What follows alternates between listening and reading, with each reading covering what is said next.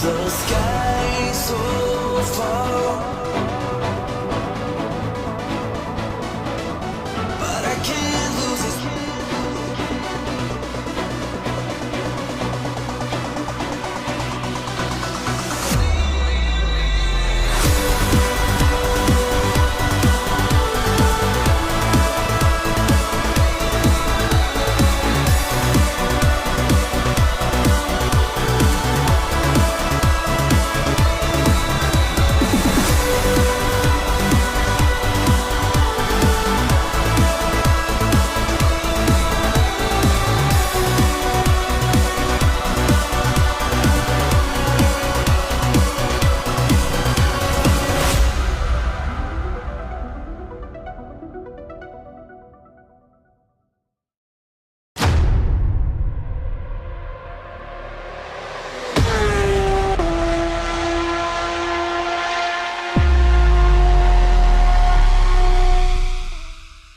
Let's be innovative.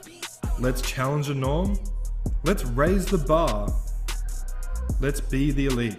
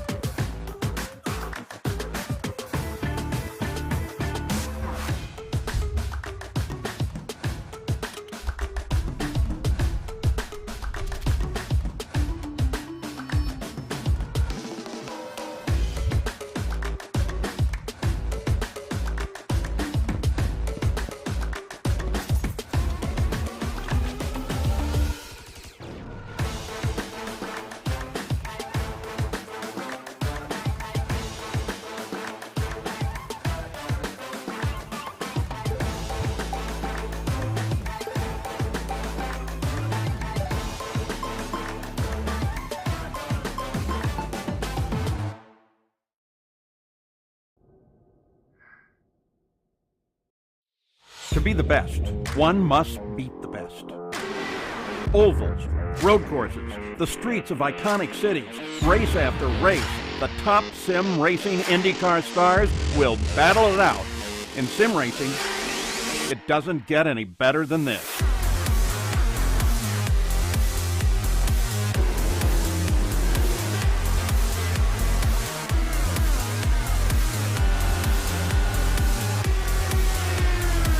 This is their battleground, for the checkered flag, for the glory, for the right to say they are the best.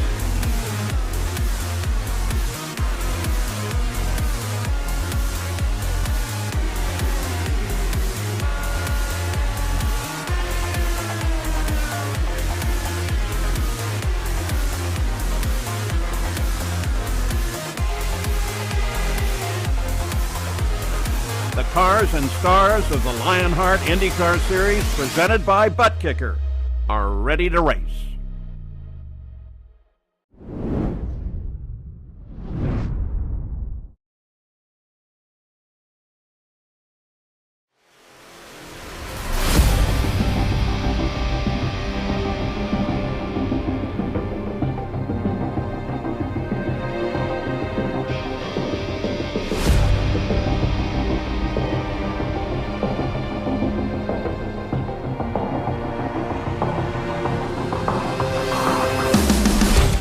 "87 days ago, Adam Blocker affirmed his place in the Lionheart history books winning his 4th consecutive Lionheart IndyCar Championship. It was a remarkable season, with Blocker finishing almost half the races he entered in the top 5 and continuing his streak of top 5 finishes that dates back to September of 2020. However, with many new faces joining full-time in 2022, Blocker's road to make it 5 in a row will have to go through the stiffest challenge he has faced so far. We're back in the Sunshine State, where title challenges begin. This is Homestead Miami, and this is the GSI Miami 200 presented by ButtKicker. Hello everyone, and welcome back to RaceBot TV for coverage of the first race in the 2022 Lionheart IndyCar Series presented by ButtKicker. The Lionheart Racing Series is powered by HyperX, makers of premier gaming gear like the legendary ultra-comfortable Cloud line of gaming headsets. Whatever you play, however you play, HyperX knows we're all gamers, and HyperX is always ready to game. For more information on HyperX products, visit hyperx.com. My name is Arjuna Kankipati, joined again by the one and only Justin Prince for a 22-race swing that will see us crisscross across the globe, across the finest ovals, the finest street courses, and the finest road courses to determine your 2022 Lionheart IndyCar Series champion. Let's dive straight into the ButtKicker pre-race show. And already, JP, I've made a mistake. I fumbled my words in the intro there. Adam Blocker won half the races he was in last season. But this is a new year, a new campaign. Blocker's luck has been incredible, but you take a look at the schedule presented by Next Level Racing. The Triple Crown race has slightly changed. We're not going to Michigan. We're going to Pocono now. We've got new road courses. We're going to Motegi and the Grand Prix circuit there. So much excitement, and it's a long old road from March to December. Lots can happen, to say the very least, over the course of a few months, over the course of a whole entire calendar year.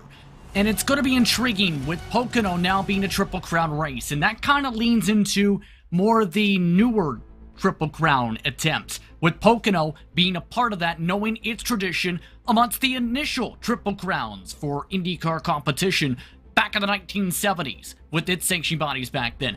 But I'm very curious in particular with the schedule, Arjuna, with Motegi and Motegi GP, because that's a back-to-back with the oval and then the road course. That's going to be the biggest star next to me to see how drivers fare out, essentially racing at the same track location back-to-back for the first time.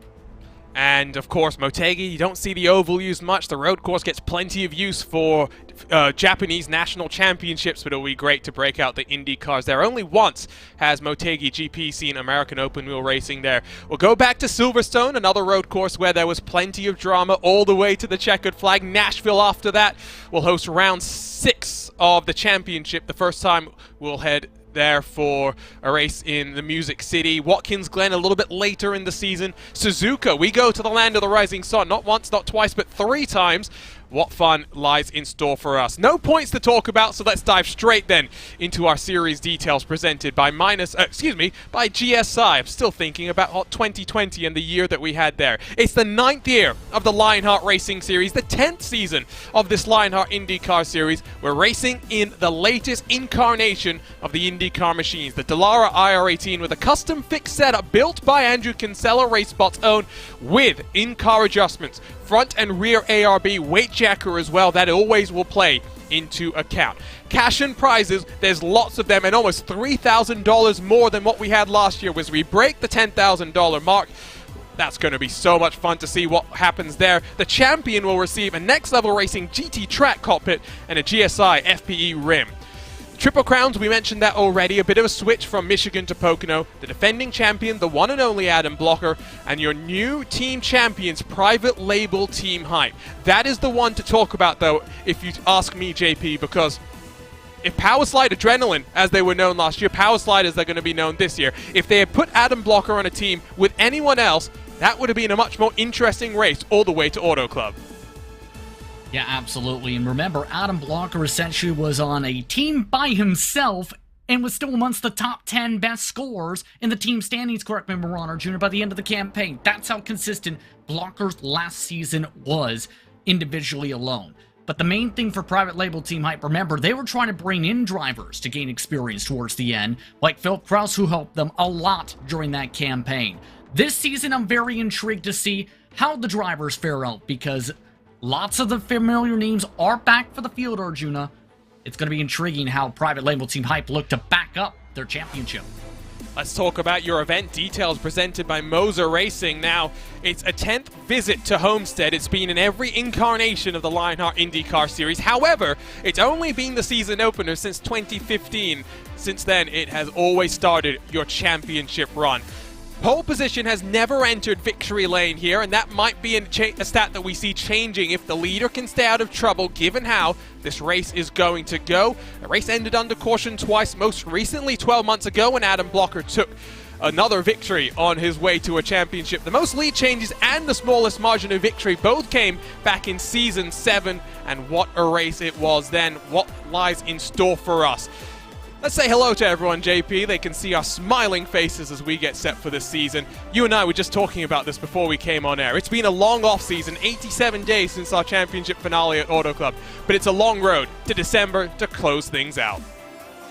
Especially with the Talent of Month Lionheart IndyCar Series competition, these drivers have always been known to be very much so confident in their driving skills, good in terms of their strategy management, as well as their pace. It's going to be critical throughout the season if you want to become a champion, to not only drive well on the ovals, but the road courses. If you can master both types of racing circuits, as well as conquer multiple different types of ovals, that's going to be your key to success, Arjuna, this season. But the main thing is, it's going to be a tough road to get there. I had the chance last night to catch up with Adam Blocker, the champion heading into this season. Let's hear from him and his thoughts about what lies in store and what will be the most competitive season in the Lionheart IndyCar Series. So I'm joined now by your defending champion as he gets set to compete not from home, but instead from Texas, where he's testing tomorrow. Adam, glad to have you join us and talk to us about what it means to be a four-time Lionheart champion in what was a dramatic season last year. Almost perfect from your perspective. Yeah, I mean, it's pretty cool, you know, to win a fourth championship. Yeah, in the end, really, Lionheart's like one of the most competitive IndyCar series right now there is on iRacing, and just the competition level is going to be even higher this year with guys like Philip Kraus, Robert Malechka, Alex Van de Sant running the full season. Also, Adriano Pinheiro, Andrew Marquez as well. Lots of guys that are really competitive joining already. A really, stacked lineup, really, and I really just enjoy running Lionheart because it's so competitive, and obviously winning is also nice, but yeah, it's at the end of the day, it's just a lot of fun.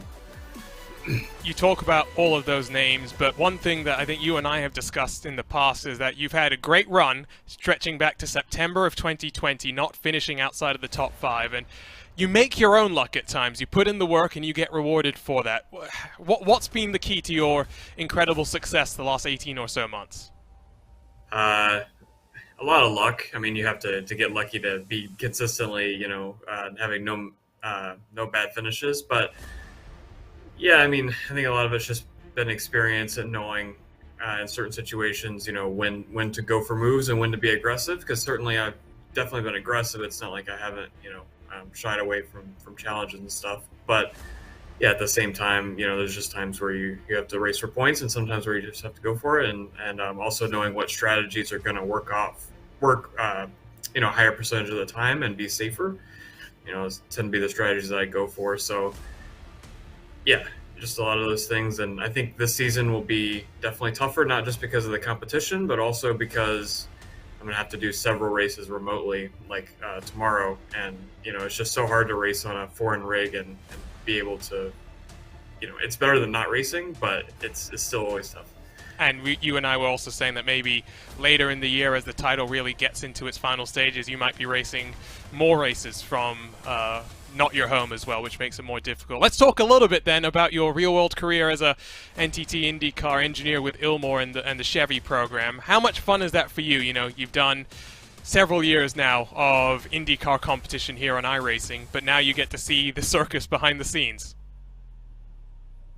Yeah, I mean, it's really cool also to see a lot of the things. Really, like, you'd be surprised how realistic some things are, at least especially on the chassis and aero side, to real life. Like, I think a lot of people don't give iRacing enough credit for how realistic it really is. Obviously, some things are a bit different. Like on iRacing, we can race a lot of tracks like Homestead that they don't in real life, so we don't really know how accurate it is, but the tracks they do race are pretty close. And and yeah, just it's a lot of fun to just work in it. It's so fast paced, so much happening. Just the days of the track are so crazy, and yeah, it's just a lot of fun overall. One more question, and we'll let you go for the night because I know you're getting ready to go off to sleep. But what does Lionheart mean to you? You've been around now for several years, and I think in some ways it's fair to say that this is what really kickstarted your growth as an IndyCar driver. From Lionheart, you got picked up with Powerslide Motorsports, and you've gone from strength to strength now, leading that team on their charge to hopefully an Indy 500 this month of May. Yeah, hopefully. That's obviously the goal for the team. We've been working really hard toward that the last few years, and I think we've gotten a bit unfortunate that it hasn't worked out for us yet. But yeah, like you said, Lionheart was really important from that perspective. I think it's really nice because it's a fixed setup competition, so there's never any doubt of whether it's setup related. It's just all down to the driver, and Andrew makes some great setups for the series in general. They're really raceable. It's just really some of the best racing, and yeah, I think it really makes you a lot better driver when you're having to race in a series as competitive as Lionheart is all the time, and also just the field's so close. Like you'll see tonight at Homestead, like the qualifying is going to be separated by several hundredths of a second all the way through the field, and one small mistake costs you 20 positions, and then it's hard to pass. So yeah, it's just so cool. And then obviously the group of guys in Lionheart are great too. The annual league meetup, which hopefully will happen for the first time in a few years at Iowa this year, will be awesome. Probably 50 or more people there if I had to guess. And yeah, and George just built such a good community. The guys hang out in Discord after the races and have a really good time. So it's what it's like. Well, that was a little chat with your defending champion there. The beauties of live broadcasting. First race of the season, we've got some cobwebs to shake out, so do the drivers themselves.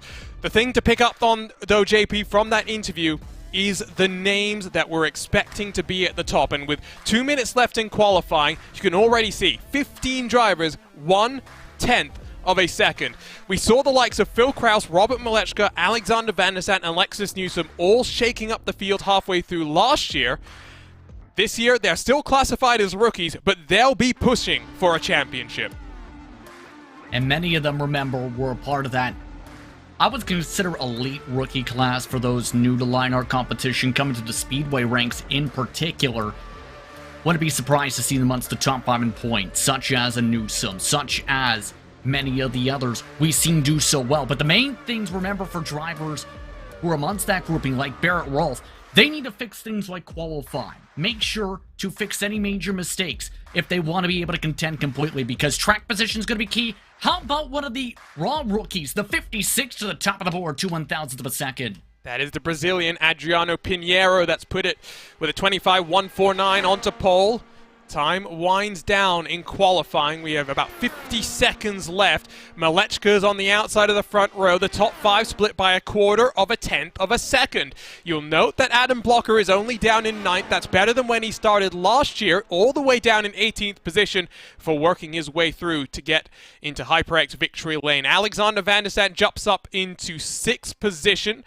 There goes Phil Kraus up into 9th. Plenty of movers and shakers. Brian Carey's had a bit of an issue in qualifying, so he's down the board himself. And in fact, we'll have to start all the way at the tail end of the field. The times are done. And again, look at those margins for qualifying, JP.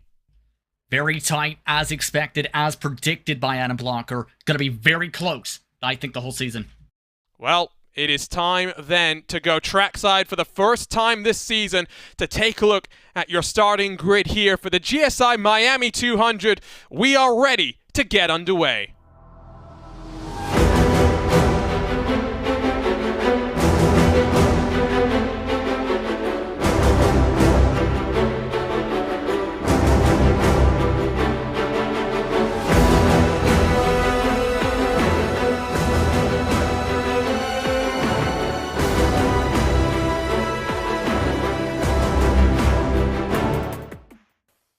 And putting it on pole is Adriano Pinheiro. The Brazilian has got to pole position in his very first race. Can he be the first to convert that to a victory? Robert Malechka on the outside of the front row with Jason Brophy and Connor Harrington making the private label Team Hyperfair on row 2, while Alexis Newsom from Factory Backed Motorsports lines up inside of Alexander Van der Sant for Powerslide Adrenaline. Just one race from Van der Sant that we saw at the end of last year. What has he got in store for us? Ryan Otis and James Brandt, 7th and 8th positions, while Phil Krause and Chris Fowler make up the top 10. Adam Blocker and Brian Beard share row number 6. Blocker has some work to do once more. Mitchell Riggs for Ascari Autosports on debut will line up alongside the Lionheart setup wizard Andrew Kinsella with Ron Hacker and Caleb Bensi, 15th and 16th positions. Andrew Marquez and AJ Musherman, 17th and 18th. Rounding out the top 20, it's Paul Jenkins and Isaac Morris, with Alex Guyon and Adam Frazier missing out on row number 11, with Caton Bonesback and Jason Galvin, 23rd and 24th. Galvin looking to try and build off the season that he had last year that included some rather impressive runs through the short tracks. Barrett Rolf's qualifying woes continues, but he's only a 10th off the pace. Shows you the margins. Lionel Calisto alongside him in 26th. Tyler Groff, Matt Houston, 27th, 28th, with Luis Gonzalez Nunez and Joe Branch completing the top 30. Matt Taylor in 31st with Stefan Larkamp 32nd, Matthias Kraus, Bradley Sexton, Dustin Wardlow and Chris Lanini through the 36th at the front of the field. And your final car with a lap time set is Michael O'Brien. Brian Carey, no time set for him, neither for Mike Rigney and Aaron Morgan. Your Lionheart Retro Series champion has a lot of work to do to work his way through the field. That was a run top to bottom through your ButtKicker starting grid. The cars begin to roll, and as always, we've got onboard cameras to walk you through. Carrying the GSI onboard camera, it is Brian Beard, makers of high-end esports equipment. Visit GomezSimIndustry.com. With the Graphics Esports onboard camera tonight, it will be one Tyler Graff driving the 98. Graphics Esports, world-class design for the real world to virtual. Visit GraphicsEsports.com. With the Dewars onboard camera, it's Dustin Wardlow, world's best taffy since 1909. Visit DewersCandy.com to learn more. And the Lionheart King with a HyperX on board. Whatever you play, however you play, HyperX knows we're all gamers, and HyperX is always ready to game. So we are ready to get underway. 22 races to crown a Lionheart champion. It all starts here in the Sunshine State, where title challenges begin. Pace car is off, and Adriano Pinheiro leads us to the green. We're racing for the 2022 Lionheart IndyCar Series.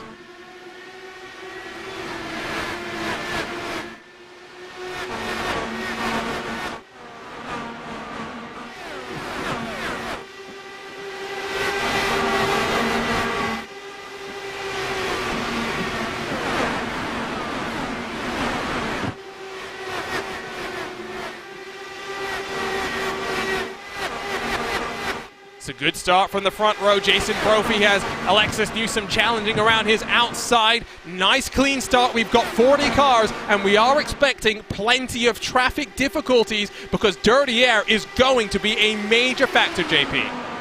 Aero wash was a major factor last year, in particular in all IndyCar sanctioned competition outside of Retro, where in the corners in particular, if you try and line up tire to tire, it just ends up causing aero tight coming off the exits, forcing you to left and losing time.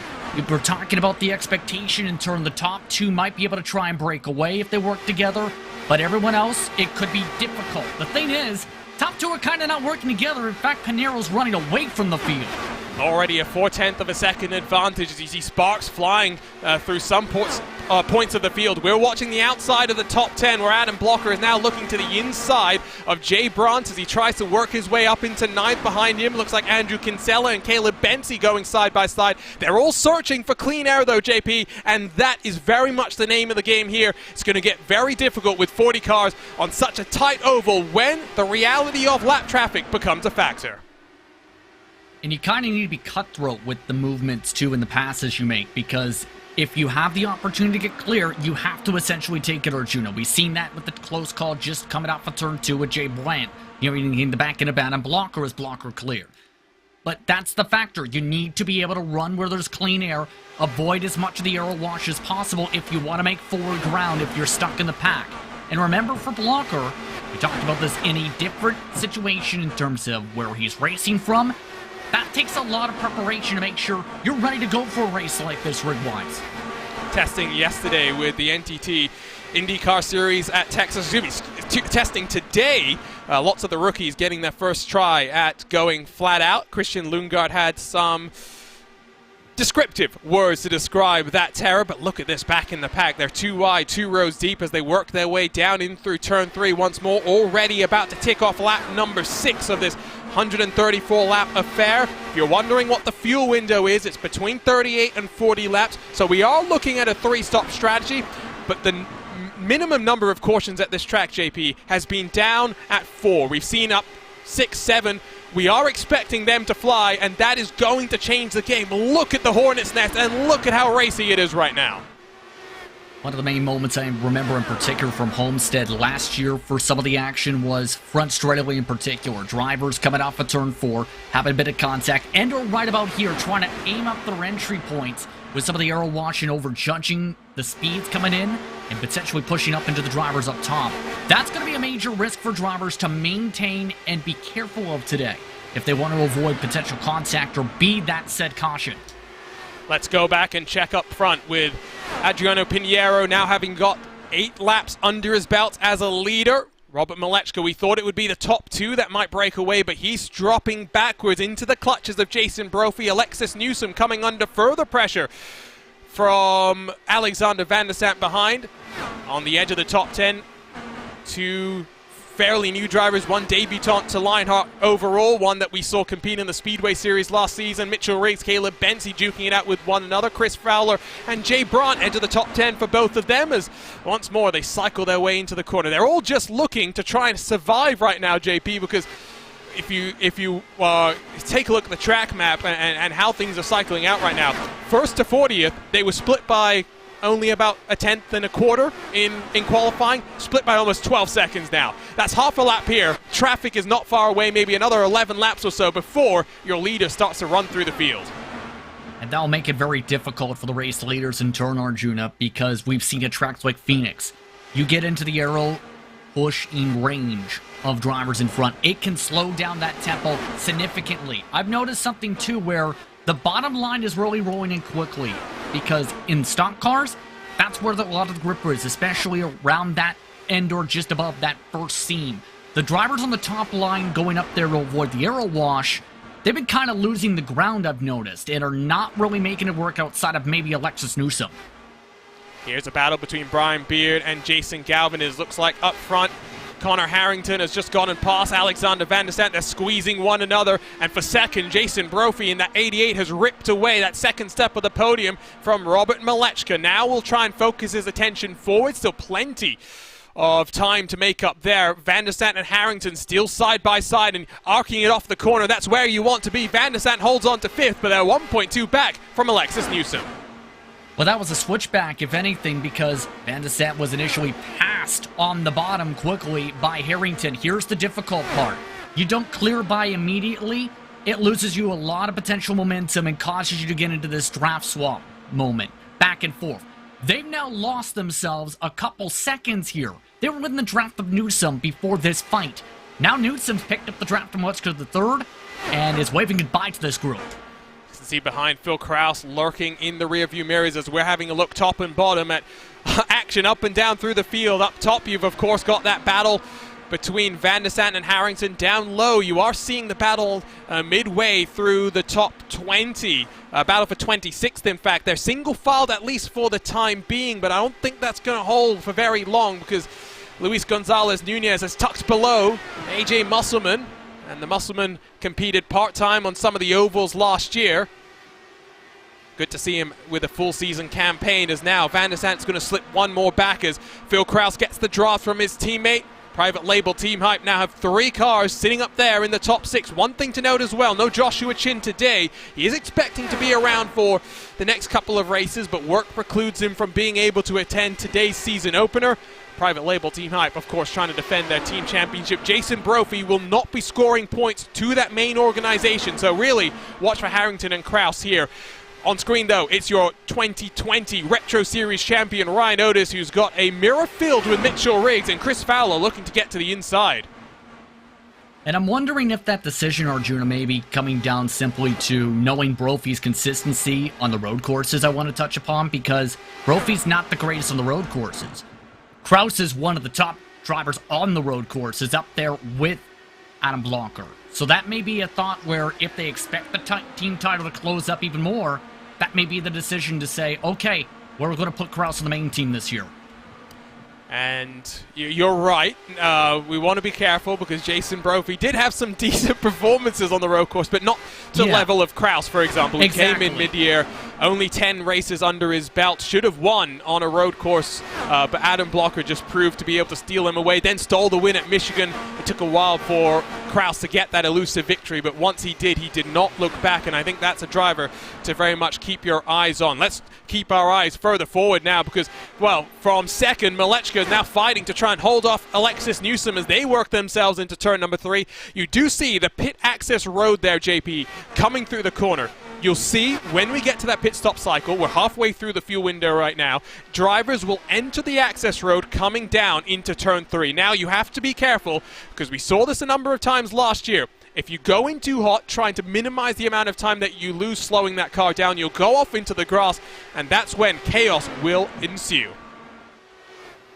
And as well, keep in mind, if you end up going there too slow into the entry, that can cost you 2, 3, 4 seconds compared to those who may have gotten that preparation, that practice time in to know how far you can push the limits on that access road. On worn tires is the critical point compared to, say, newer tires or sticker tires in some cases. It's also critical to note, though, that if you end up having a group of cars together, Arjuna, that could spell a bit of trouble because in later stages of practice, 3, 4 cars at minimum collided with each other going to the commitment cone, trying to figure it out. It's not easy. It is not easy, and that's why we're going to bring it up now, and we'll bring it up on a number of occasions throughout the course of this race.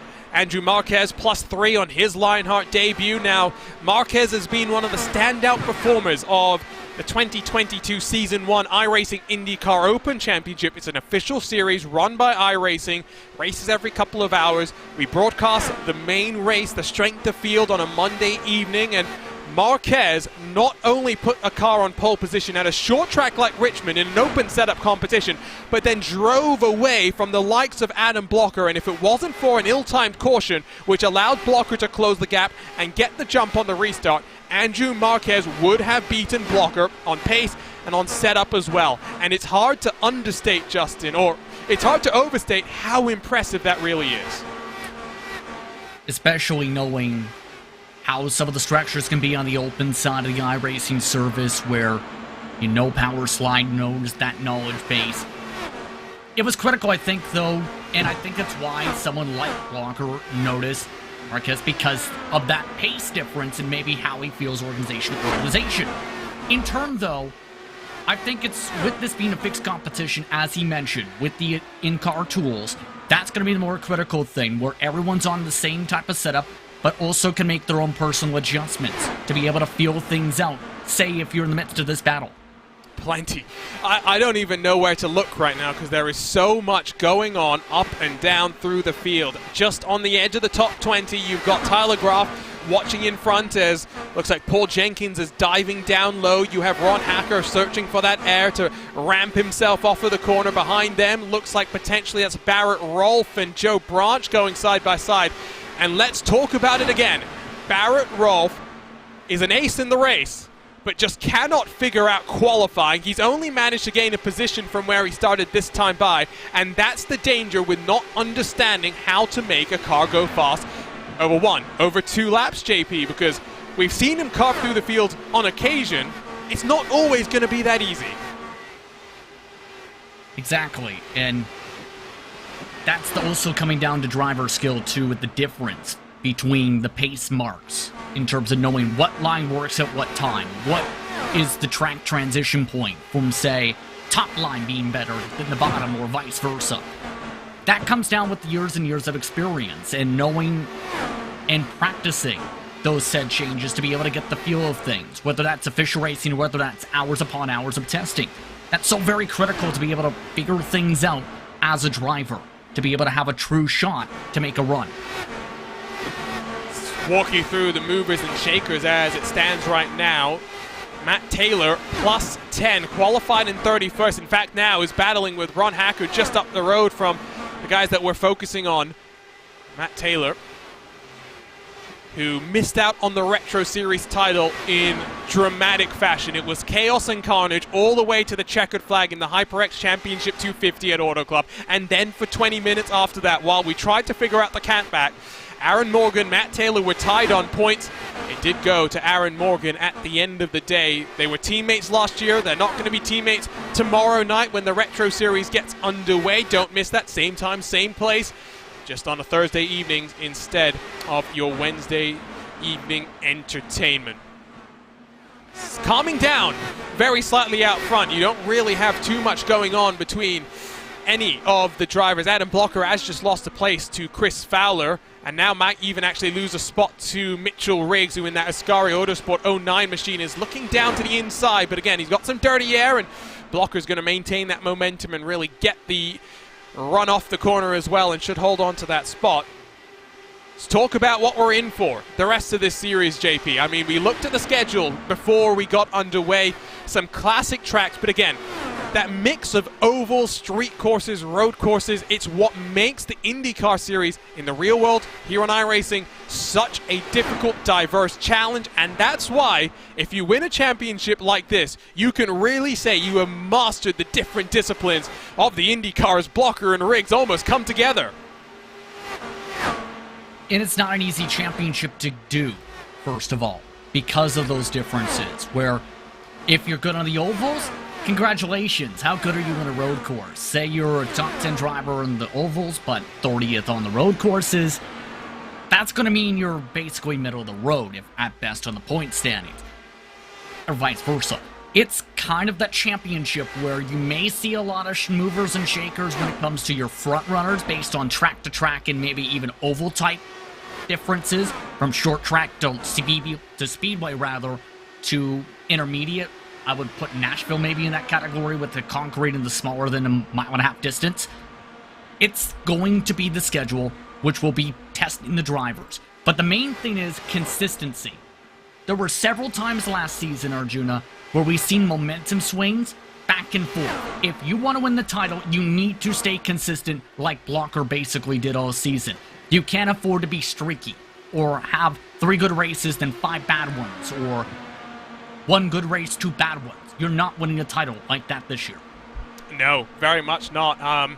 Of the people that we think might make championship runs, you've got Pinheiro now 1.3 seconds clear. Malechka's up there in third. Newsom, who's going to need to find a little bit of pace when it comes to the road courses, but is always up there on an oval, knows the strategy game as well, and if she can just put to bed some of the bad luck that she had, especially on pit lane, she'll be up there. Connor Harrington had a championship-worthy season. It was just Blocker's consistency that ultimately won him the championship, as we've got a car down on pit lane a little bit early into the cycle. There comes Tyler Graf.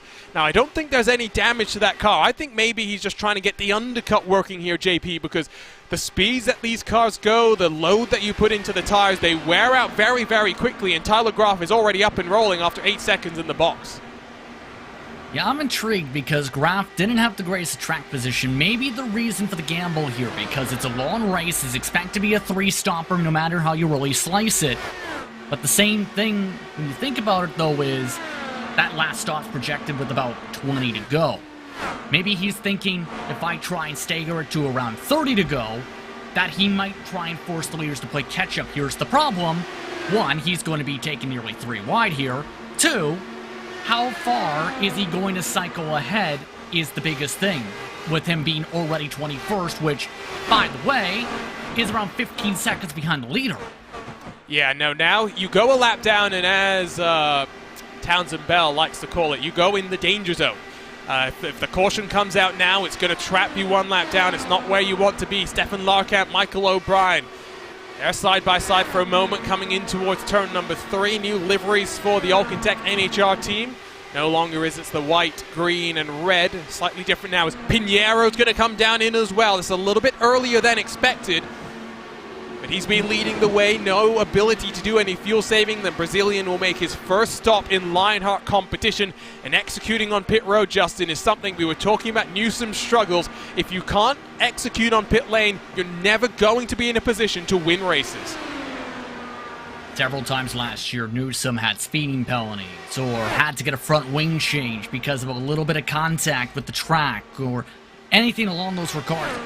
It seemed like she just had a stretch of bad luck on the way to still somehow winning the Speedway Championship with some of the early consistency in the late momentum pickup that she had that campaign. It's going to be so critical in turn, though, to make sure you time things up well on these entries if you want to contend. Pinheiro, I think, just executed this perfectly. One of the best runs off the lane so far, and a really good in and out. Worked out perfectly for him. Other cars that have pitted include Jason Galvin, Luis Gonzalez, Nunez, and Stefan Larkamp. Got a couple more cars ducking their way down onto the pit lane. As you see there, it looks like Ryan Otis has followed in Caleb Bensi. A bit quiet, at least for the time being. It continues to rage out on track. And there's that access road commitment that I was talking about earlier. Robert Malechka is going to come in. And now let's see how the undercut has worked for him versus Adriano Pinheiro. Pinheiro, 8.4 seconds in the box. Had a pretty good entry to the pit lane, pretty good exit as well. We saw how smooth he was able to cut back in towards some clean air. For Malechka now, he's got to execute and try and bring in that gap, which at one point was almost up to about 1.4 seconds. Looking towards the lap times in particular on that entry for Pinheiro, it was about 38 seconds on the lap in, 49 seconds on the lap out with this pit box location. When it comes to Malechka to the third right now, his was a 36.9, a little bit different pit location, mind you. This is going to be still pretty close off the exit.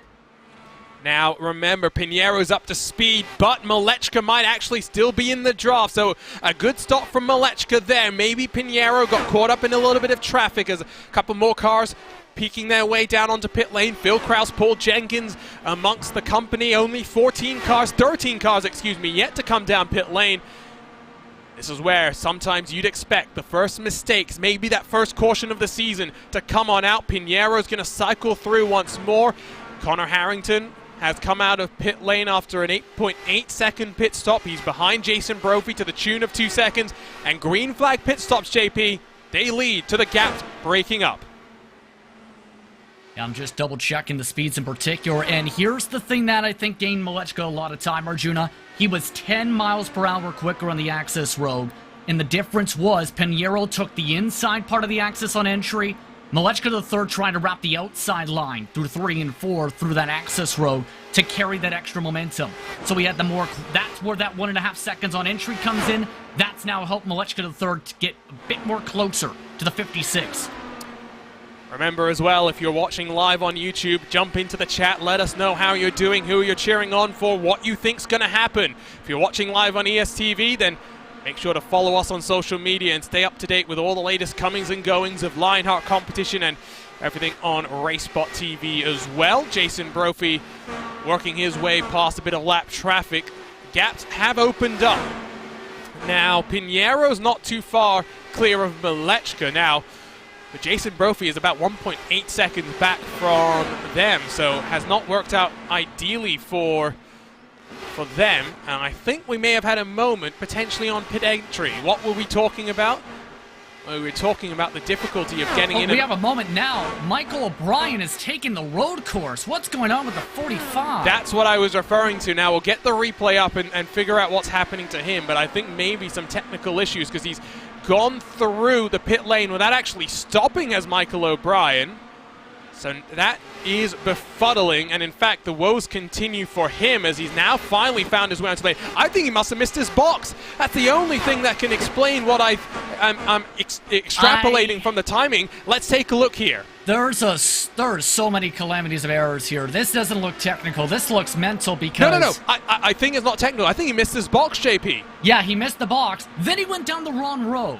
Yes, here's the thing. He thought that was the pit access road to get back onto track. Thought, you know, the best way to get to the road is cut through the sandbox, cut through the grass, take a jump over the pavement, damage the bottom of the car, goes onto the road course, still goes to the left of the blue cone, so that's, I don't think, an unsafe pit entry. He still gets a black flag regardless because in the air part of the track, he then ends up staying the whole apron, running the road course, cutting the whole sandbox again in the sand trap, What in the Well, world? well, I think he's just trying to minimize the distance here, JP, because I think he's out of fuel. Look at the revs. Look at where the gearbox is as well. I don't think he's got that much fuel to work his way back onto the lane, so it's going to be an unsafe pit entry that is going to ding Michael O'Brien, and you can see he's just fine. He's on the clutch as well. He's in neutral. He is out of fuel. He is done. And that is why we've had drama already, and now for Michael O'Brien, that will, in effect, be day done. Even though he'll be able to rejoin the track, he will be multiple laps down. That's not the way you want to start off the season. That may end up making its way to the not top 10, I will say. Save the replay. For whatever reason, Alex Horn seems to always get a nightly enjoyment of those. Oh, lead! Oh boy, trouble for Pinheiro to the wall. Yeah, I just saw it. The gap was down, and Pinheiro, I think, has smacked the wall coming through turn 2. Now, how much damage is on his car? Malechka is already half a second clear. They were working their way through traffic, and that's why the gap closed. Take a look straight away at the replay here, JP, and talk us through what happens.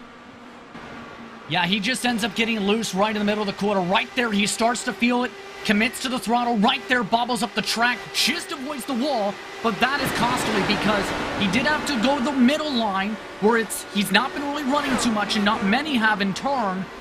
He just got extremely loose and light, it seemed, maybe with the weight jacker being a factor there with that different line compared to the top and the bottom in particular that most have done, not the middle. Now do remember front and rear anti-roll bars to stiffen and loosen it up.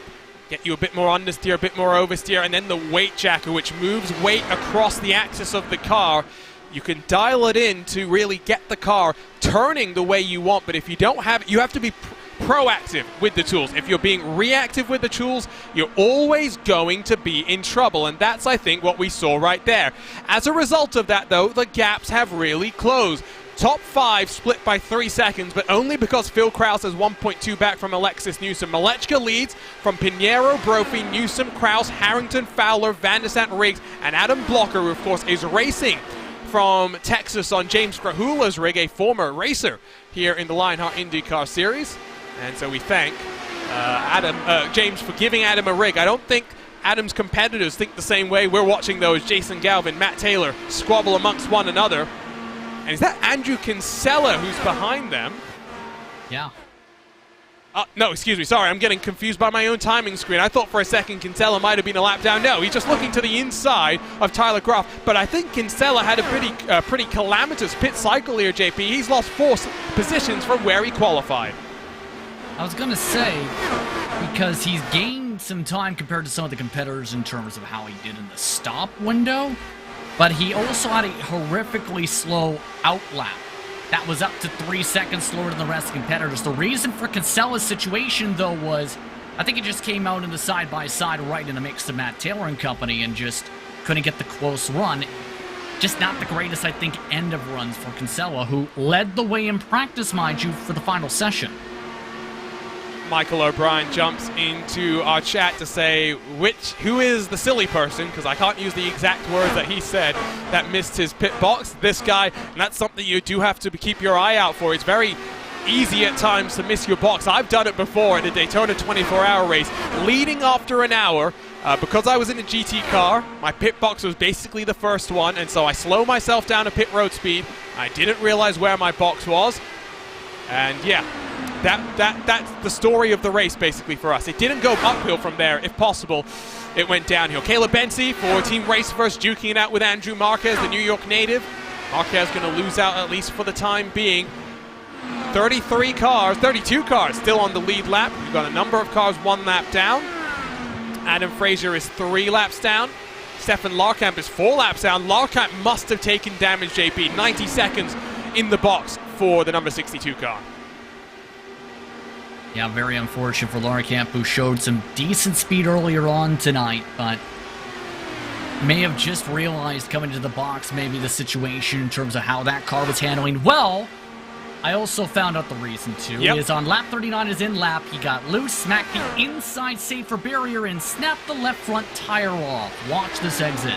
Yeah, just watch here. He's running up high, and maybe a bit too much weight jacker in that car, and once it's gone, there's nothing you can do. That is a vicious impact into the inside wall.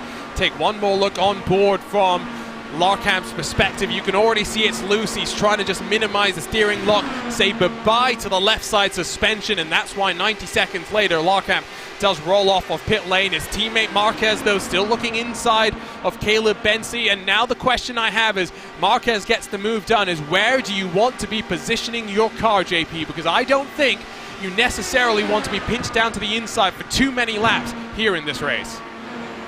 Honestly, Arjuna, if you want to make the pass and can clear by exit, you do it on the bottom, is the tendency. If you don't clear, then you want to be essentially getting your way to the top as quick as possible, because that's where the majority of the drivers have been able to maintain position, it seems. That's going to be the tough part to balance out tonight, because the majority of the drivers who get the run in turn for the outside are the ones who are able to keep it side by side for 3, 4, 5 laps at a time to be able to get the pass right on back for that set position. So in our words, race pace wise to your preference, but from what I noticed, bottom's good on grip, but top's good on defense. But if you want to make the pass, go bottom, but only if you can clear within the corner. Something to keep your eye on then over the course of this race. Right on board with Alexis Newsom, the Lionheart Speedway Series champion, the first female champion in Lionheart competition, who's looking to the outside of Jason Brophy and might have those tools dialed into perfection. Around the outside, Newsom rips away third from Jason Brophy. One of the few passes being able to be done on raw pace on the outside. Here's the thing though, Arjuna. He's also been one of the few who's been consistently preferring the top, I've noticed. Most of the air drivers, they usually ran the very bottom like this team, like they're doing right now, below that first mark. Newsom, for several laps early on, tried the top. Oh, that's a car! There is a car rolling slowly down the back straightaway. That's Barrett Rolfe. That's Barrett Rolfe in the 33 Ascari Autosport machine. And now, because he's to the inside of the track, it won't bring out the caution, but that might just have been the first yellow of the race, and it comes just as cars have come down on pit lane. Tyler Groff, Aaron Morgan have just finished their second stop of the race. Going for an earlier call maybe to split things up, but yeah, Barrett Rolfe was just side by side coming off this corner, turn 2. Tried to do exactly what I mentioned, clear by his own teammate for 24, and just bobbled off the corner that essentially sent him snap loose to the left. Let's pick it up on the replay and let's see what's going to happen here. He's got a teammate for company. Right there, try to clear him. Couldn't. And wow. We were saying about qualifying, just watch the hands here as well. If you don't qualify, you're always in a difficult spot to dig yourself out of. He was trying, he was digging to slide up the track, but the opportunity never presented itself. That car was wibble-wobbling its way down into the inside wall. As we work our way towards and past the halfway marker of this race, Barrett Rolfe, another car that likely is done for today. It might take a 90-second repair, but he'll be out there several laps down and in 39th position. And that's been the main issue for Barrett Rolfe for his entire Lionheart career so far. Great race pace. Needs to work on qualifying. He was in the hunt for the championship in Speedway despite having an average start in the high teens, and for some parts of the year in the 20s. Not the greatest start for Barrett Rolfe here with 64 to go. You're watching round 1 of 22 in the 2022 Lionheart IndyCar Series. Robert Malechka leads the way, 3 seconds clear of your pole sitter Adriano Pinheiro. Again, it looks like history is repeating itself, but we've got plenty of racing to go. Don't go anywhere. We've got the conclusion of this race coming up right after this.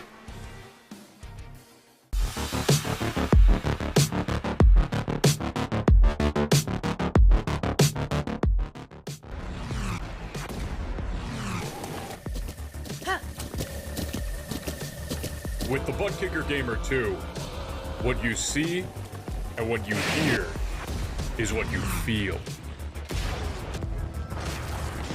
ButtKicker, the future is feeling.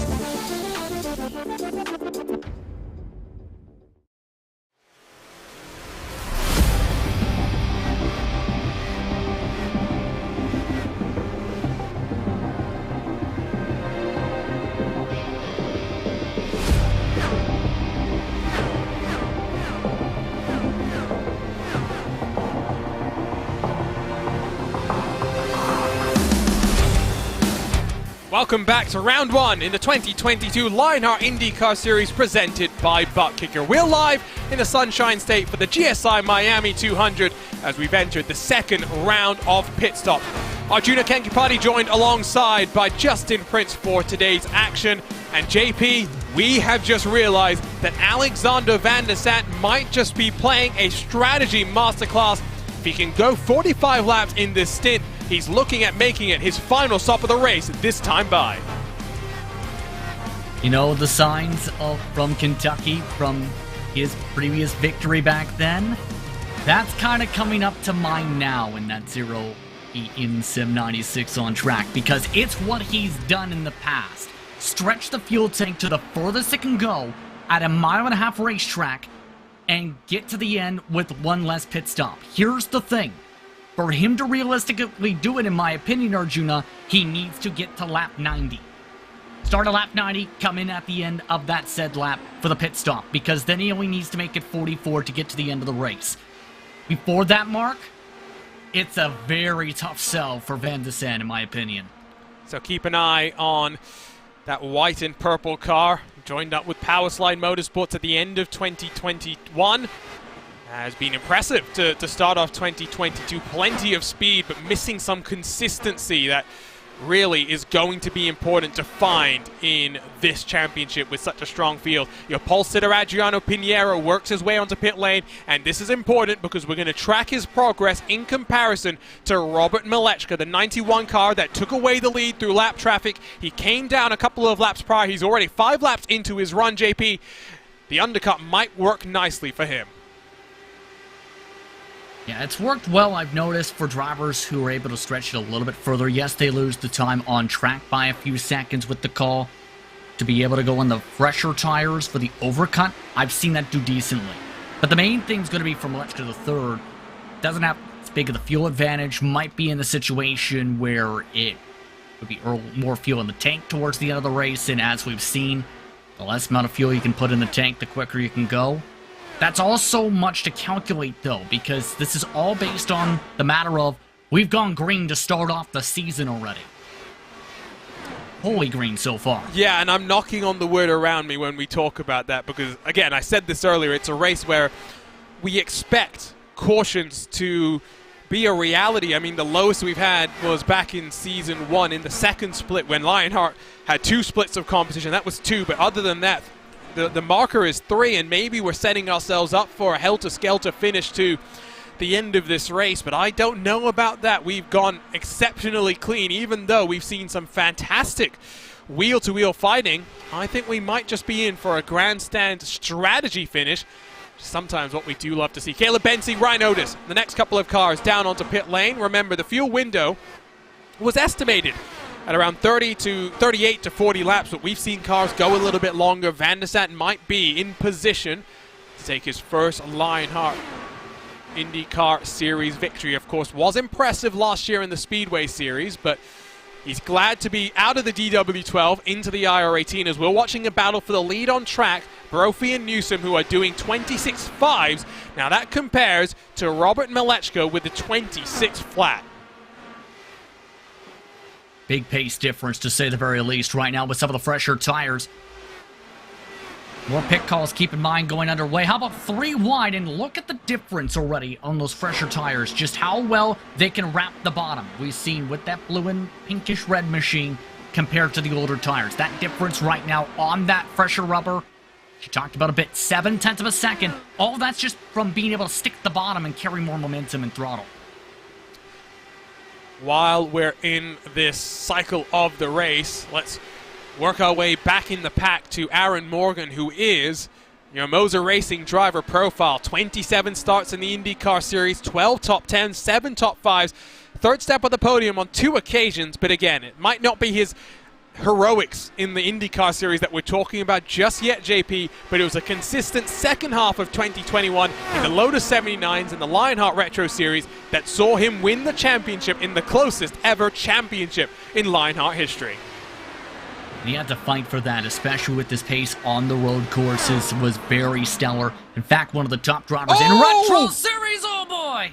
And that was as close to disaster as you can get. We have seen on a number of occasions drivers having issues out of turn number 2. That, though, is the first time that anyone has ever saved it. That was remarkable, JP. And that's, I think, partly just the experience and partly pure luck, because that was, first of all, bad timing with Kalisto coming out of the pit lane that added to the urgency.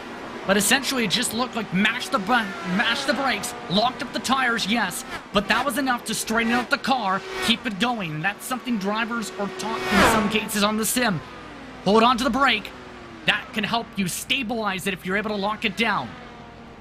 Pit road exit going to be busy, but we're also seeing Alexis Newsom as well as Jason Brophy working them onto pit lane. It includes Connor Harrington, Joe Branch as well. There come the yellow and red and the yellow and black machines.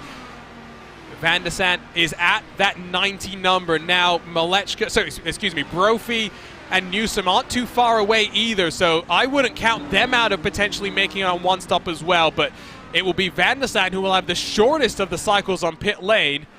This is why we love races that go green, races where the strategy plays itself out. Kinsella's in the mix as well. Van de Sant's going long. Kraus is coming in this time by. There are so many players who are hoping that we go caution-free to the end of this race. Based on who has the track position, keep in mind as well, I think Van de Sant and Kraus are going to be amongst the contenders. Kinsella, I'm curious about, because he's going to be several seconds behind drivers like Kraus and company now. As Van de Sant comes on in, only needs to go 43 laps, Kraus about 44, and it's about, when it comes to some of the others, having to have that extra stop. So they're going to be full out. The thing is, you're still going to have to save a little bit if you're in the camp of Kraus or in the case of Kinsella. Yes, and I'm going to put forward a counter-argument here, and it's not because I advocate that the strategy is going to work, but Malechka, just before Van de Sant came on into pit lane, was about 26 seconds back from Van de Sant. Now, pit stop time in totality is about 32 seconds. Doesn't, of course, include the time to get up to and off of pit lane as well. But if you're doing a little bit of fuel saving extra, if Malechka can work his way through the lap traffic, don't discount his chances of still winning this race. You're absolutely right, because here's the thing. Guess who was trying to reel in him at the time? Malechka III, when it comes to ABS. So I'm curious how this all comes to be. And the thing you have to counter on that, to counterpoint, is how will the fall off be by the time he's done his stop and they start to get towards the end of the race? Because you have to take that into account, not just the raw, fresh tire pace, knowing how big the fall off has been today. And if you're Malechka, you can come in a little bit early to mitigate the amount of time and minimize the amount of time that you're going to lose, but with the slightly more worn rubber. So I think there's still plenty to play for. We're watching as Phil Kraus has worked himself to the front of a train that has 3 of the drivers that we think might have a chance, but I'm not sure how big the chance is going to be for Alexis Newsom. I think it might be between Kraus and Van de Sant on the fuel saving. Chris Fowler is 10 laps into his stint. He's got no chance of making it to the end. It's going to be important for Van de Sant to actually clear Fowler this time by through 3 and 4, because he wants to get onto the draft of Kraus, who seems to have turned the wick up very slightly. One thing to note is you've got engine maps to play with here, JP. You can use a little bit less fuel, get a little bit less power. Might also save the tires just a little bit more. And I think for those drivers, the mapping is going to be critical. Here's the thing. Kraus has the draft to be able to leapfrog drivers. Van de Sant just had to fight his way past some of the cars that we just seen, like Fowler and Newsom. Keep in mind, Fowler amongst those also picking up a lot of track position with the undercut call. For Alexander Van de Sant, I think he knows he has to keep up with Kraus and his pace if he wants to realistically have the shot. The thing's going to be difficult, though, of will he burn too much fuel pushing to stay within the draft of Kraus? Because there is so much that you can do where if you go full out pace for even one lap, it can knock your entire fuel calculation off for the rest of the run. I see Andrew Kinsella's fiance saying never count him out. I'm sorry, Sophia, but he's just on the edge of the lead lap. He needs a caution to make his strategy work. We'd love to see Andrew take a victory, but I think it's unlikely. You'd have to join us on a Monday evening, by the way, for the Lionheart Speedway Series, where Justin Prince and Andrew Kinsella will be on the call. Phil Kraus has actually got in front of Jason Brophy, so he really has got the wick up to maximum afterburner set to maximum attack. 25.775, fastest car on the track last time by. Kraus seems to think that he doesn't have to do much fuel saving, or he's going to try and do it at the end of this stint and really put the pressure onto Robert Malechka. I get the idea of that, Arjuna, I think, because the thought process is build up the buffer, force the drivers on the different strategy to close in and burn up their tires and their equipment trying to catch you. That brings the risk, though, of did you push too much in the early part of the run, and now you have to oversave to be able to make sure you don't run out of gas coming to the white flag or with 2 to go. Or you go with the Alexander Van de Sant thought process, from what I've noticed, is you save the gas now, then you push towards the end to where you pressurize Kraus, for example, to run out of gas. There's so much you can factor in on the strategy, Mark, where it's the chess match with a chess match as 3 wide. Yeah, it's an all-out brawl between Newsom and Fowler. Fowler trying not to give Newsom the opportunity to build some momentum and run away, but Fowler is going to be passed for the time being. We're also watching as battle for 17th continues. They're still side by side for 6th, but it's Ryan Otis who is duking it out with Tyler Graf for 19th and 20th position. A little bit back now from Andrew Kinsella, who's got some fresher rubber, building up the speed. We're getting towards 30 laps to go. Closer and closer, drawing to the checkered flag for the GSI Miami 200 presented by ButtKicker. Here comes the run from Graf as he's actually going to come down and pit. So he was one of the cars that was slightly off cycle, so not surprised to see him come in this early, as Newsom now loses out to Fowler once more. All of this fighting great to see, but Newsom must be livid at the amount of time that she's lost to Phil Kraus, now about 3 seconds back from the 19 machine. And I wouldn't be surprised, absolutely, there is some frustration. 5-lap pressure tires. Newsom has essentially been able to control pace. Bit of miscommunication there between Van de Sant and Brophy. Brophy's tires, I think, are starting to feel the pain. They're only 3 laps older than Van de Sant, but it's not just the age of the tires, it's how you use them. And Van de Sant will blow on past now as well. 8/10ths back from Phil Kraus. Are we watching the battle for the lead between Phil Kraus and Alexander Van de Sant? I think you might be right now, and it's going to be important for Alexander Van de Sant to get a buffer over the teammate in Jason Brophy here. Or technical alliance mate is the better preference this year. But it's going to be critical for him to stay within the 1 second of Kraus. Force Kraus to have to push if you are Van de Sant right now.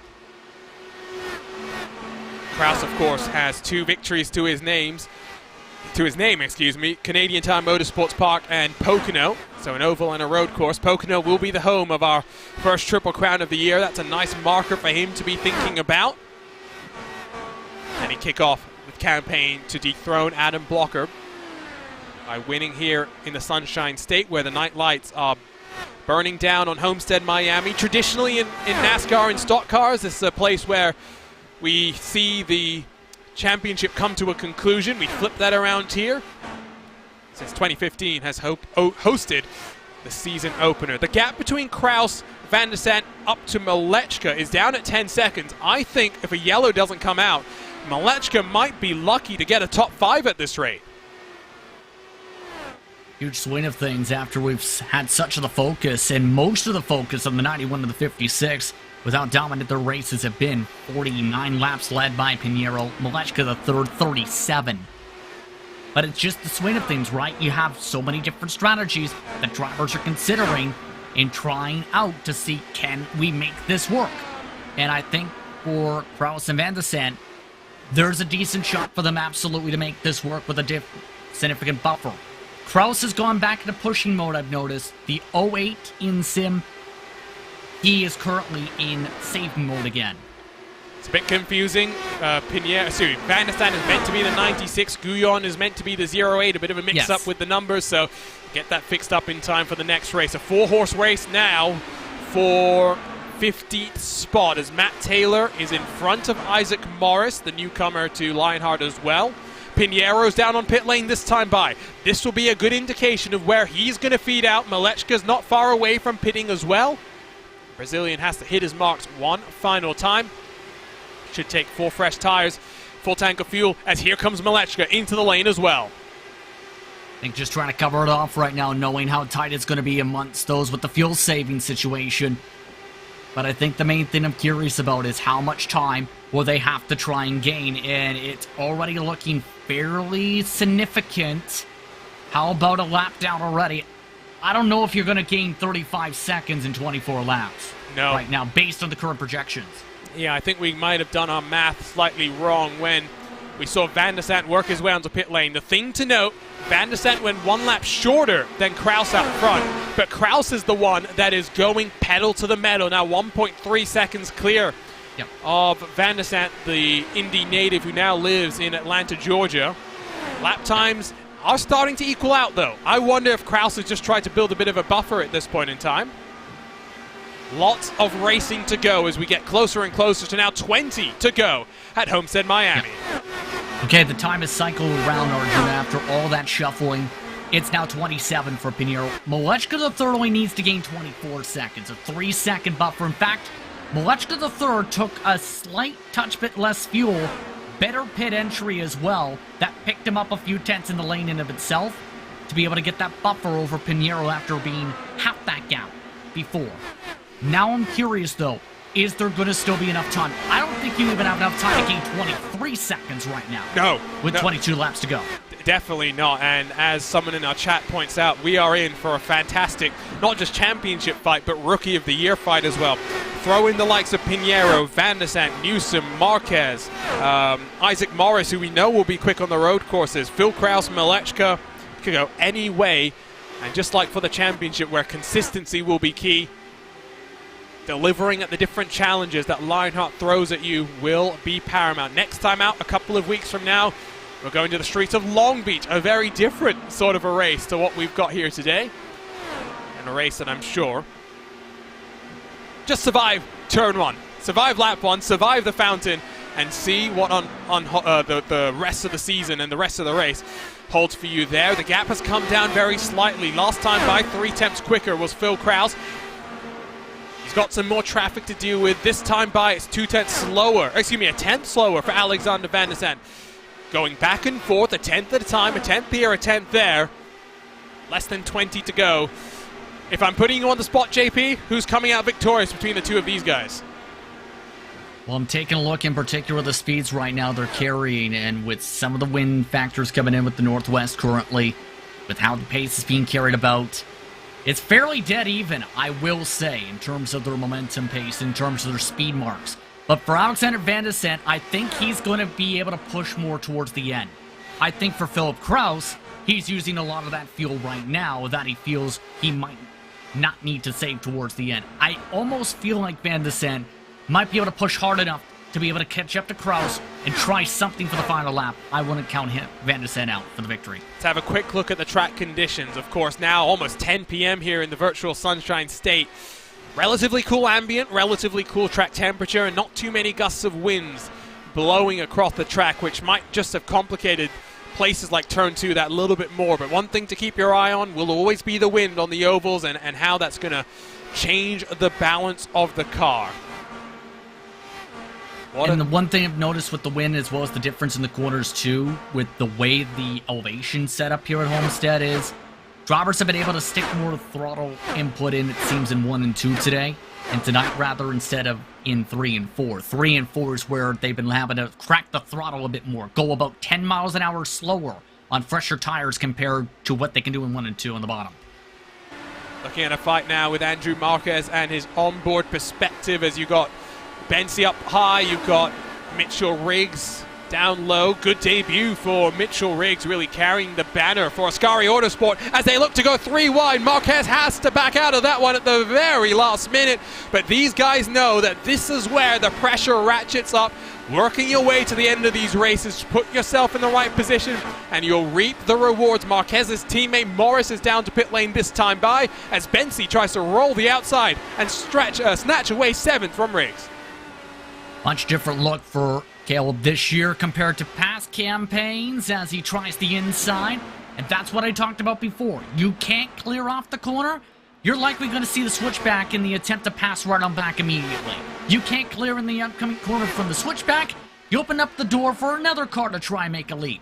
That includes Marquez, who sees points on the line here. Here comes more stops.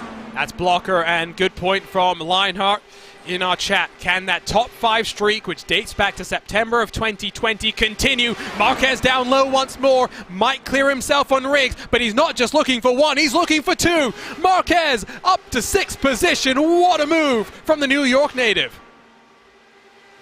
Wonder if this battle may have been a factor for Blocker coming in, knowing how heavy these drivers have been fighting about and how much time they're losing compared to those running single file. 2-3 tenths per lap with all this scuffling and all this fighting. That may be the point maybe for Blocker to see if he can get some clean space, work to get to Newsom, knowing how far some of these drivers are trying to stretch it because some of them are going to be borderline still, including Newsom in particular. Brophy looks like he's trying to stretch it, for example, too. Bensi down to the lane, this time by for the final time in this GSI Miami 200. Couple of cars rolling off of the lane. Brian Beard, one of them. Jason Brophy now 1.1 seconds back from Van der Sant. The status quo has remained at the front of the field.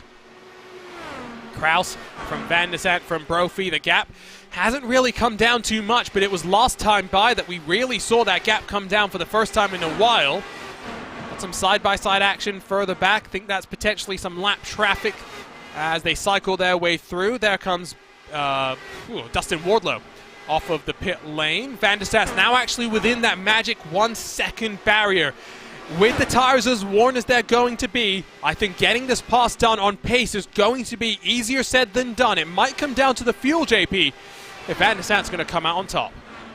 And in particular, how hard you can push with what you have remaining in the tank, especially with not just the fuel maps, but also what's physically in there leader-wise, to be able to know, is this going to get me to the finish if I push full throttle or full pace, 100% through that said corner? Or do I have to wait until X lap? That's something you have to calculate as a driver in your head through all of this. The reason Brophy's not been able to gain, mind you, is he had that extra lap or 2 more than all of them, these 2, to be able to try and deal with. This traffic is not helping, though, at all. And I'm going to try and not be too biased here, but Alex Guyon is 3 laps down and interfering with the fight for the lead. This is something that came up this past weekend in the series opener for the NTT IndyCar Series when Scotty Mack was fighting tooth and nail with your 2021 NTT IndyCar Series champion Alex Palou. And Guyon is really just making Van der Sant's life a living hell. This might be the race win going the way of Phil Kraus. What is Guyon doing here? Just let him go. Now he's getting squished up towards the wall. And here comes one of those NHR Esports machines. This is where, if you're Van der Sant, you're getting nervous. You are feeling the tension. That gap now, 1.5 seconds. Van der Sant is closer to Brophy behind than the car in front. Almost contact into the wall for the NHR Esports machine. My oh my, 5 laps to go this time by. The questions still remain. Who is good on fuel? We think Kraus, we think Van der Sant is good. Brophy, Newsom, they are trying to stretch it. Everyone else is a massive question mark. I think if Kraus can make it now, based on just saving, he's got a big enough buffer at this point. That traffic just cost Van der Sant dearly and cost all the leverage he had, I think, Arjuna. Van der Sant's pushing as hard as he's been in the past while, knowing he's now being forced to utilize the fuel if he wants a shot to even get to Phillip. Brian Carey playing the team game there and letting his power slide counterpart sliding on through. The pink private label Team Hype car, though, up front and looks good on fuel. We thought maybe he was going a bit too aggressive at the start. Doesn't look like that's how it's going to cycle out. Andrew Marquez has come down to pit road this time by. Malechka is only up into 9th position. I think the best that he can hope for here, JP, is potentially a top 8, and that's going to rely on other cars having to come down and pit. Looks like Mitchell Riggs is doing so this very lap. 42 might be the magic number, and that's the number of laps Brophy, Newsom, Brandt, and Harrington have all done. They're going to need a little bit of extra fuel saving. 2 laps ago this time by. That's at full pace, especially with those picking up some draft, but not having complete clean air. If anything, they might be able to get that extra little bit of leeway. Philip Kraus has clean track. That's the major advantage. Van de Sand still marring in a bit of traffic that's been hurting him. He's on the back foot here. He basically needs Philip Kraus to have some fuel issues for him to have a true shot here. Fantastic race. It's been caution-free. The next flag ends the race. The white flag out at the Homestead Miami Speedway. Philip Kraus, 1.5 miles left to survive. Kraus has the insurance he needs to be able to get to the checkered flag. He just cannot run out of gas in 3 and 4. If he exits 4 at full pace, I think he's got it. A strategy masterclass from Private Label Team Hype. Philip Kraus takes his 3rd Lionheart IndyCar Series victory and wins to kick off 2022, winning the GSI Miami 200 presented by ButtKicker. Caution-free for the first time in 10 races here at Homestead for the Lionheart IndyCar Series. And you had to look forward to think about how strategy might play itself out, and fuel saving was the name of the game. Part of that comes down to the preparation. Part of that comes down to the cleanness of the field to be able to keep it green the whole way to start off the season.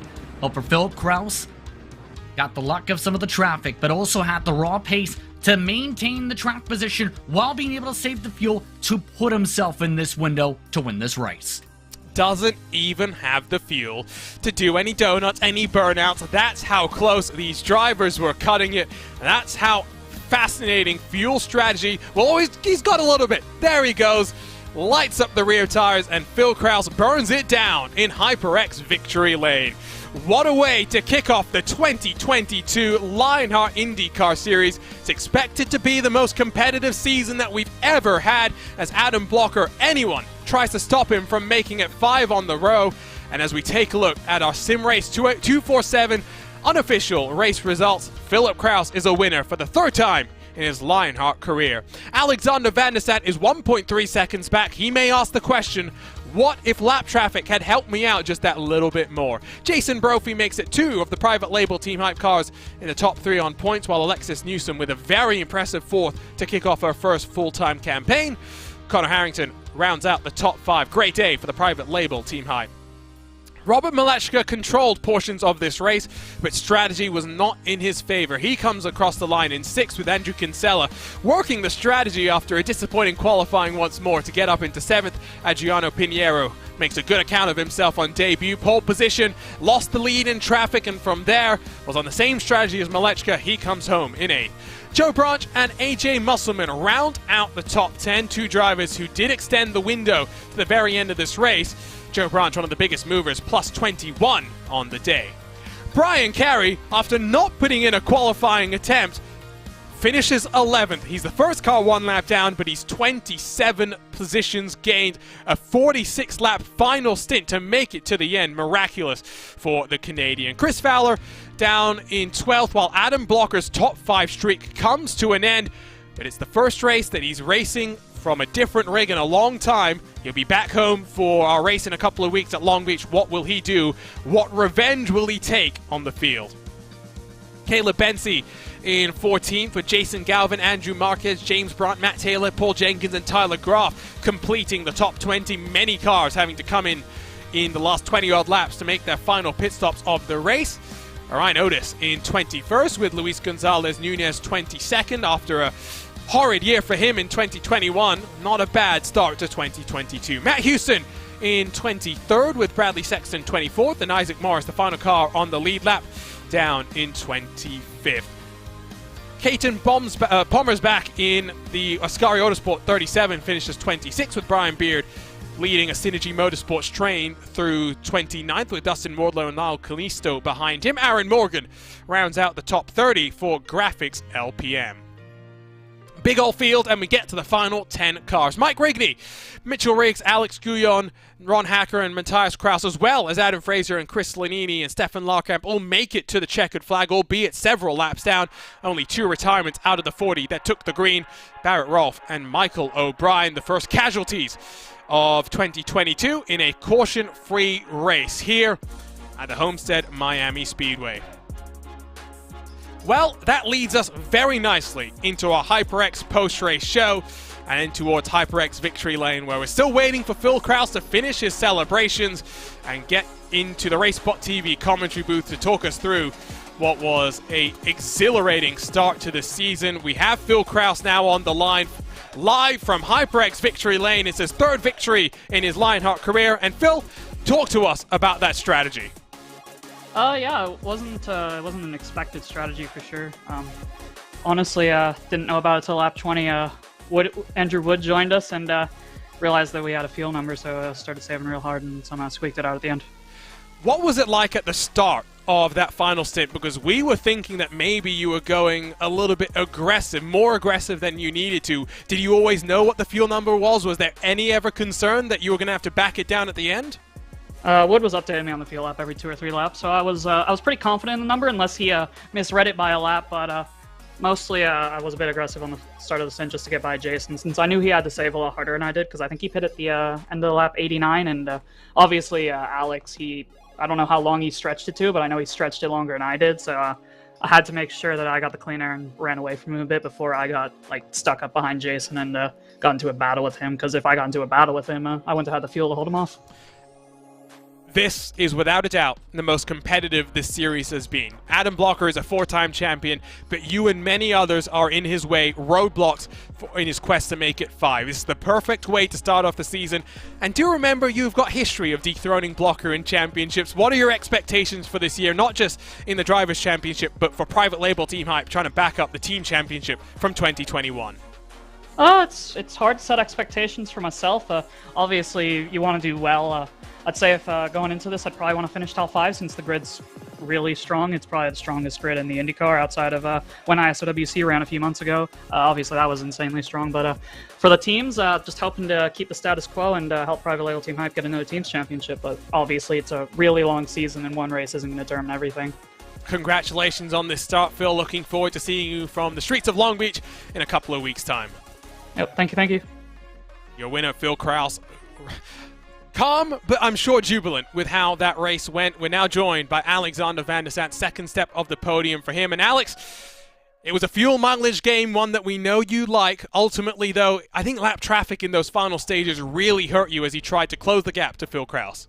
It did, yep. That was pretty frustrating. It was hard that last run to find the pace. Just the dirty air was tough, and old tires, it's hard no matter what. But yeah, I feel like I could have maybe caught Phil. It would have been really hard to pass him though.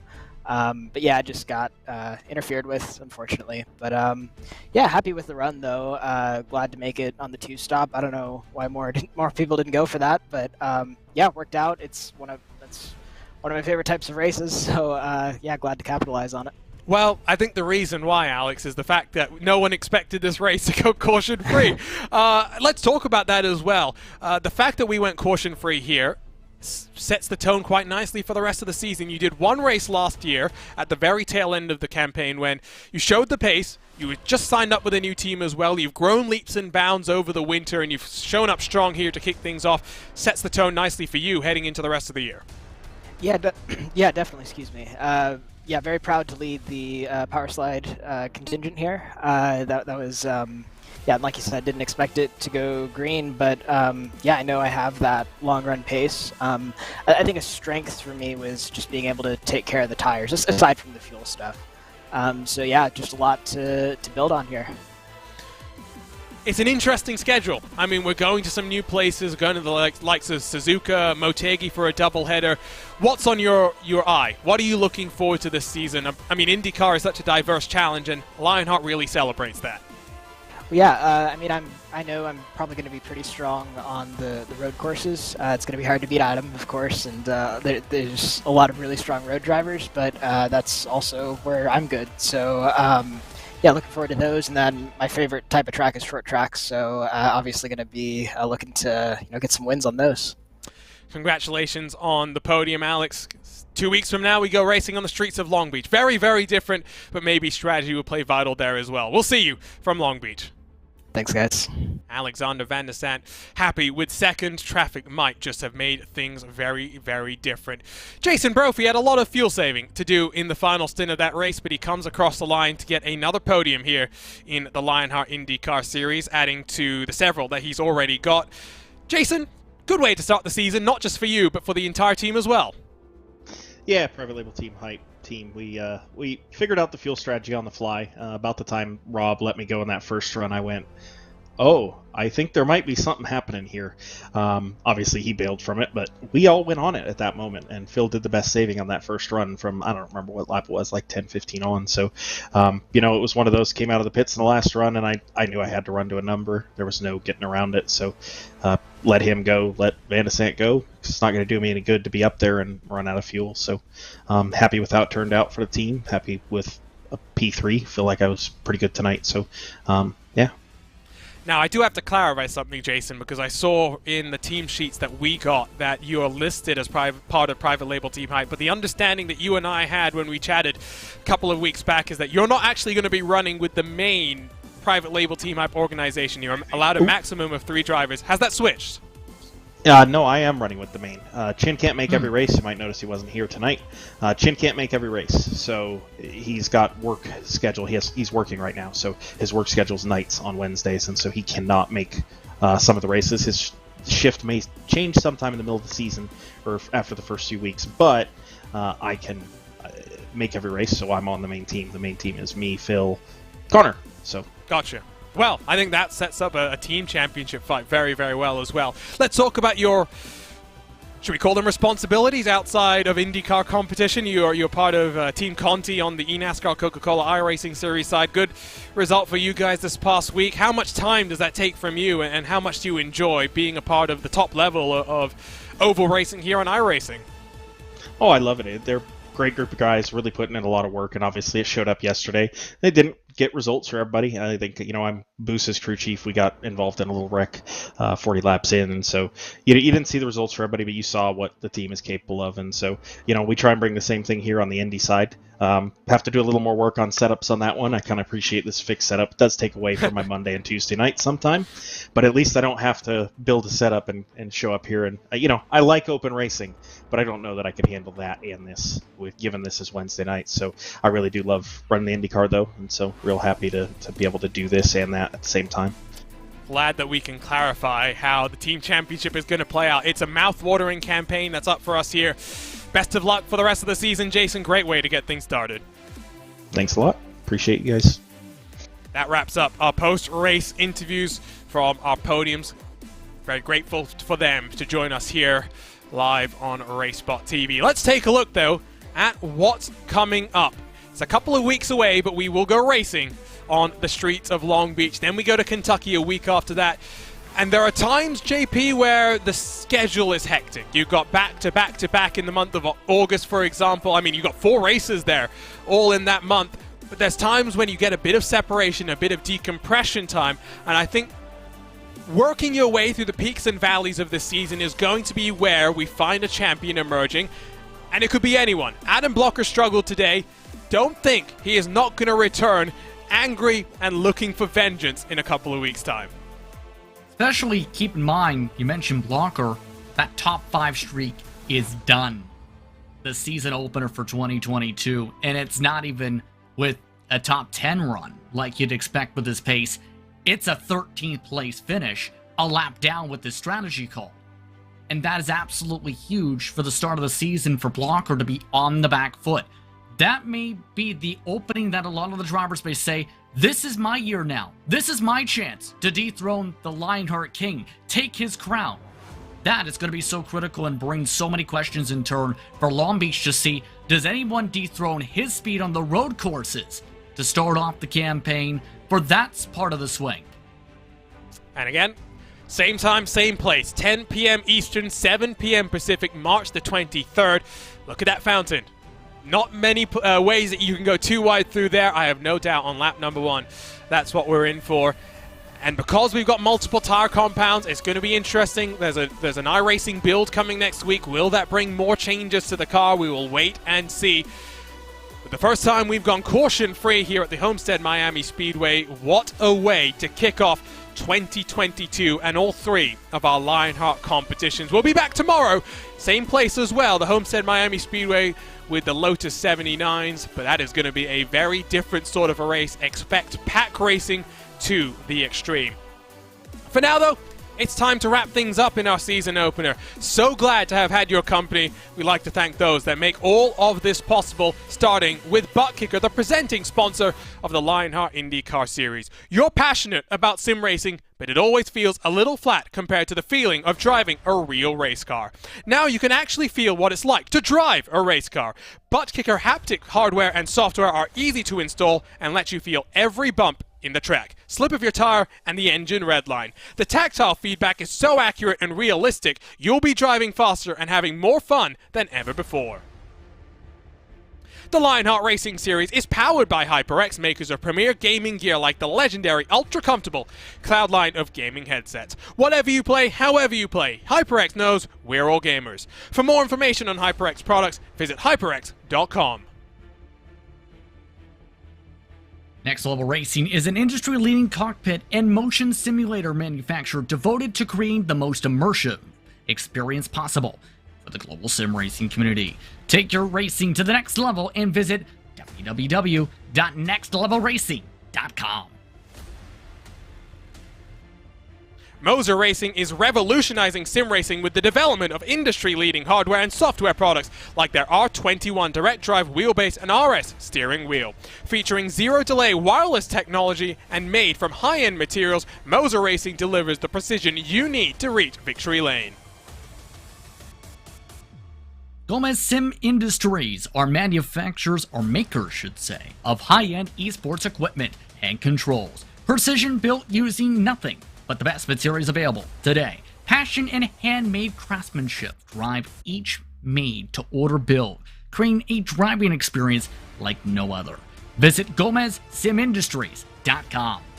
And it's not just them, but so many more that make this all happen. To learn more about the Lionheart Racing Series and the 3 competitions put on by the sanctioning body, head on over to LionheartRacingSeries.com, and don't forget to head over to social media to keep up to date with the latest comings and goings for all things Lionheart. For now, though, on behalf of the entire team at RaceBot TV, it is time to bid you adieu. Tomorrow, same time, same place, we'll be back here at Homestead for the season opener of the Lionheart Retro Series. 2021 delivered the closest ever finish in Lionheart competition. What does 2022 hold in store for us? Aaron Morgan, your champion, is on a part-time schedule. Who will emerge as the 3rd different champion in the Retro Series in 3 different years? For now, though, we say goodbye on behalf of the entire team at RaceBot TV. For my commentary partner in Justin Prince, my name is Arjuna Kankipati, saying thank you for joining us. We'll see you next time, 2 weeks from now, from the streets of Long Beach in the Lionheart IndyCar Series. What a season we've got in store, and what a way to kick it off. Caution-free for the first time in IndyCar Series history here at the Homestead Miami Speedway. We'll see you next time for more great IndyCar action.